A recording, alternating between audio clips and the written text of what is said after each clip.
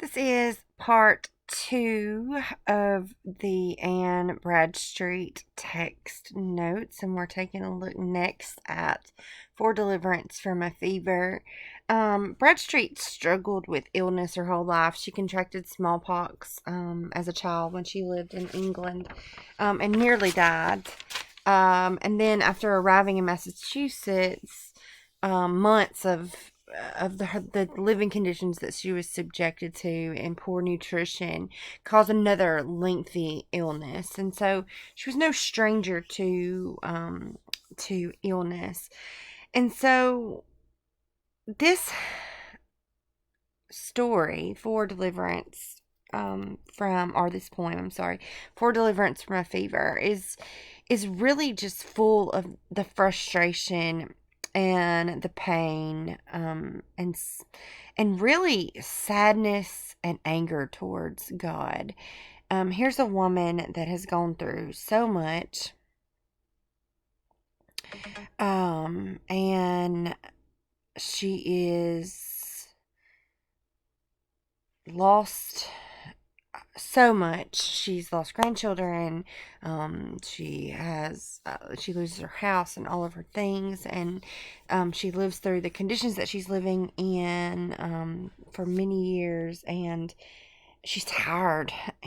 She's tired, and here she is, trying to be a devout, Puritan, and believe in the Almighty, and believe that He has a plan, and believe that there's a purpose for all things under heaven that's happening to her, but she's tired. So the first part, well, this poem is really first is it's a direct address to God. Second person, direct address. She begins by listing her suffering. When sorrows have begirt me round, and pains within and out, when in my flesh no part was found, then didst thou rid me out.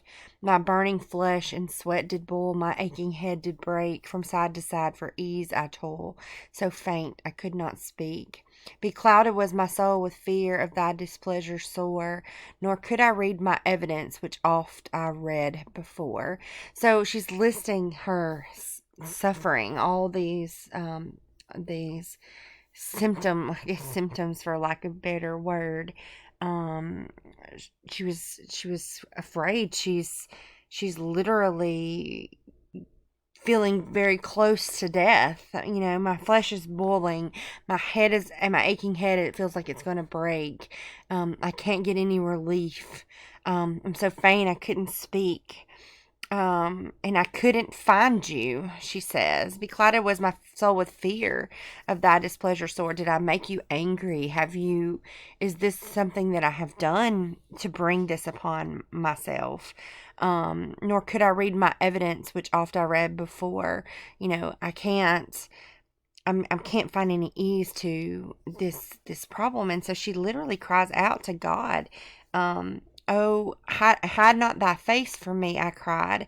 From burnings keep my soul. Thou knowest my heart, and hast me tried. I own thy mercies roll. Oh, heal my soul.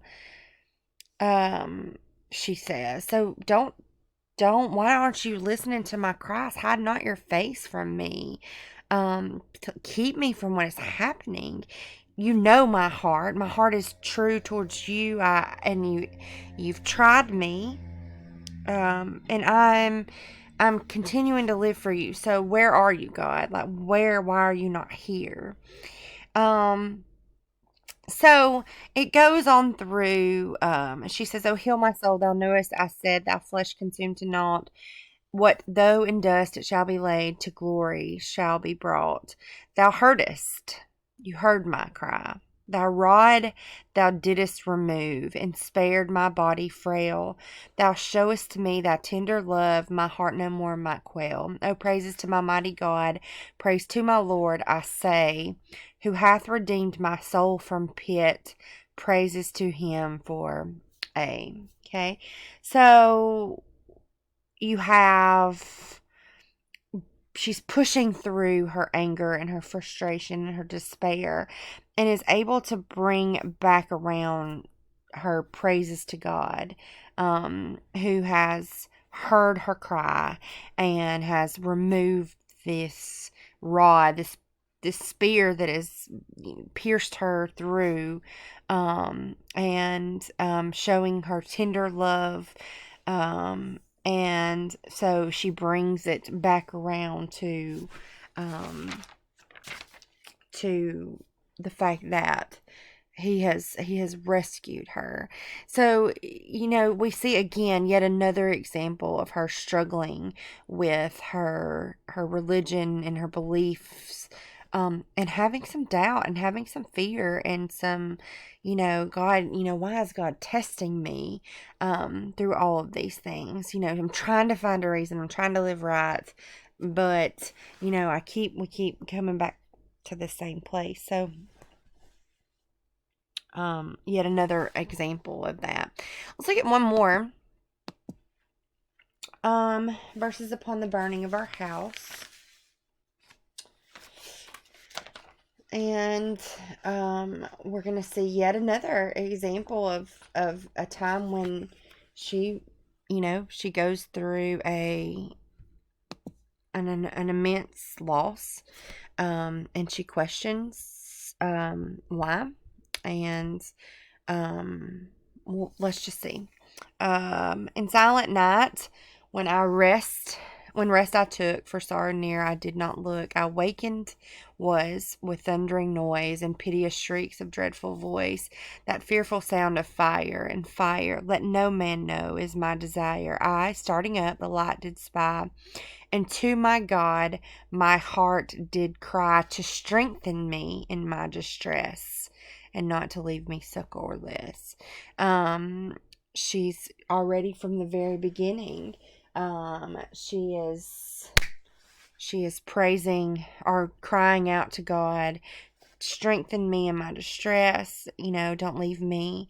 Don't leave me here alone. Don't leave me here without. Then coming out to beheld a space, the flame consumed my dwelling place. So she comes out onto the street, literally, and watches her home and all her possessions burn to the ground.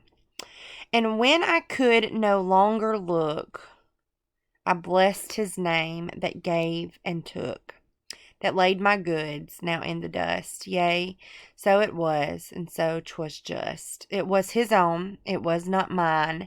Far be it that I should repine. He might of all justly bereft, but yet sufficient for us left. So at first she's thankful that she's saved from a fiery death, obviously, because her life and the safety of her family obviously is more important than any material possession that she might have. She said it was all his anyway, like him being God. He giveth and he taketh away. Everything that I have is to glorify him. It was not mine. And so far be it from me that I should sit around and feel sorry for it, or sit around and, see this whine over my loss. Then she kind of changes gears. She kind of shifts a little bit. Let's see. When by the ruins oft I pass, this is after the fact. When by the ruins oft I pass, my sorrowing eyes aside did cast, and here and there the places spy, where oft I sat and long did lie. Here stood that trunk, and there a chest. There lay that store I counted best. My pleasant things in ashes lie, and them behold no more shall I. Under thy roof no guest shall sit, nor at thy table eat a bit. No pleasant tale shall e'er be told, nor things recounted done of old. No candle e'er shall shine in thee, nor bridegroom's voice e'er heard shall be. In silence ever shall thou lie. Adieu, all's vanity. So that section of the poem, from really like line 21 down to there in 36, she's lamenting or mourning the physical things that she has no more. This trunk, that chest. I can't have people come over and sit under my roof and eat a bit and tell tales. I'm never going to have a bridegroom for my child, in that house. candle's never going to be shining in this house again. And she's mourning that loss. Okay, that's her humanness coming through. So yeah, it wasn't mine to start with. I thank God that He brought us out, and I'm alive, and I'm not, my family is safe, but my things, it's human, right? It's human for us to have those emotions and those feelings. And then she switches gears again because of the good Puritan woman that she is. She says, "Then straight I gan my heart to chide, and did thy wealth on earth abide? Didst thou fix thy hope on mouldering dust? The arm of flesh didst make thy trust? Raise up thy thoughts above the sky, that dunghill mist away may fly. Thou hast a house on high erect, framed by that mighty architect, with glory richly furnished, stands permanent, though this be fled. It's purchased and paid for too, by him who hath enough to do, a price so vast as is unknown, yet by his gift is made thine own. There's wealth enough, I need no more. Farewell my pelf, farewell my store. The world no longer let me love, my hope and treasure lies above." So again, she brings it back around. She remembers that the only thing that really matters is that she's got to finding her way to heaven and staying on the right path, so that is a possibility for her. And one day she'll be there in a house that is framed by the mighty architect, there being God, with glory richly furnished, which will last forever. It's purchased and paid for. It stands permanent, and it belongs to me, and it's in heaven. So she says that's where her real hope and treasure lies. So again, we see a struggle with her, to as she moves back and forth, really through her humanness. I